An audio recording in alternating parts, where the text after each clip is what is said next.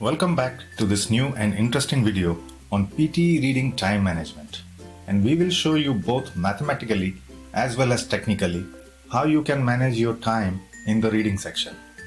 I'm your host Anurag, and I have seen many students who struggle with managing their time for the PTE reading section, and in the end they are not able to attempt all the questions. As you might already know that the reading section has around 13 to 18 questions that need to be answered in 29 to 30 minutes.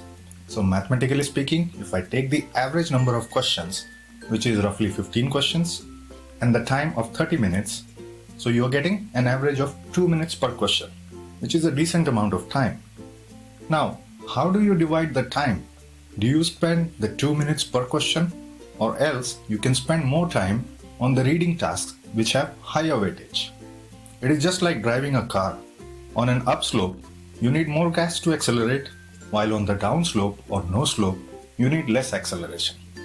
Same way, we can maximize our reading score using the technique, and this will increase your chances of getting a better score because you spend more time on the difficult or important tasks and less time on the less important tasks. Now, I'm going to show you a table on the screen, and this table gives you a breakdown of what is recommended time you should be spending on each PTE reading tasks. But remember, this is just a guideline. Please feel free to adjust the timing as per your skill set. So if I take the average number of questions and add the total time, it's roughly 30 minutes. Now if you feel that the fill in the blanks questions are difficult for you, they are definitely more important for your high score. So you can spend more time on these questions, but at the same time, you also need to do other tasks a little quicker.